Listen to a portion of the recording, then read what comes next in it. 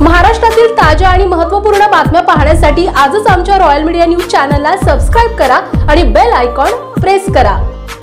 असं आहे की हर्षवर्धन पाटलांसारखे जे आले पार्टीमध्ये की ज्यांचा फार मोठा संस्थांचा व्याप असतो आणि त्या व्यापामध्ये एका विशिष्ट पोझिशनवर नाही राहिलं तर प्रॉब्लेम येऊ शकतो। पण आम्ही ज्या संस्कारात वाढलो त्या संस्कारामध्ये जिनाया हा मरणावा, आता ते त्यांनी केलंच पाहिजे असं माझा आग्रह कशासाठी।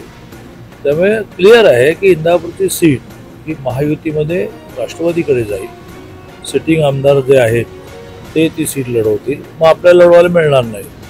अशा वेळेला मी जर असतो तुम्ही असं म्हटलं तर नाही लढवायला मिळतं, नाही लढलं। जसं 19च्या वेळेला माझं म्हणणं होतं की उद्धवजी तुम्हाला मुख्यमंत्रीपद मिळालं नाही तर मागा भांडा, सरकारमध्ये सहभागी होऊ नका, पण दुसरीकडे नका जाऊ। तुम्ही दुसरीकडे जाऊन तुम्हाला मुख्यमंत्री पदच हवं होतं, बाकी काय तुम्हाला महाराष्ट्राचं काही पडलं नाही असं झालं। तसं मला मुख्यमंत्रीपद मिळालं म्हणजे मला उद्धवजींना शौक आहे, नाही मिळालं तर मी म्हणेन की नाही मला मुख्यमंत्री देत नाही ना, मी बाहेर राहणार, तर मी काँग्रेसबरोबर नाही राहणार। मी काँग्रेसबरोबर जाणं हे कशात बसतं। तसं हर्षवर्धनजींनी मित्र म्हणून सल्ला विचार म्हणलं, हर्षवर्धनजी एक आमदार होणं याच्यातच सगळं आयुष्य आहे काय?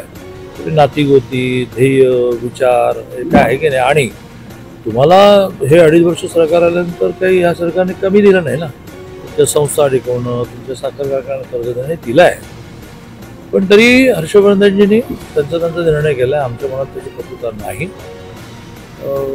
आम्हीच विचार केला पाहिजे किंवा आम्ही अशा प्रकाराने एखादी गोष्ट न मिळताही माणसाला टिकून धरून कसे शकणार आहे।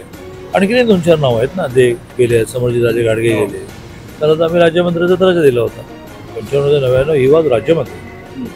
आता हर्षवर्धनजींच्या बाबतीमध्ये त्यांच्या साखर कारखान्याच्या मदतीपासून खूप विषय आहेत, पण त्यांनी जी मांडणी केली ती केली किंवा माझ्या कार्यकर्त्यांना मी समजून सांगू शकलो नाही। ओके, चला। महाराष्ट्रातील ताज्या आणि महत्त्वपूर्ण बातम्या पाहण्यासाठी आजच आमच्या रॉयल मीडिया न्यूज चॅनलला सबस्क्राइब करा आणि बेल आयकॉन प्रेस करा।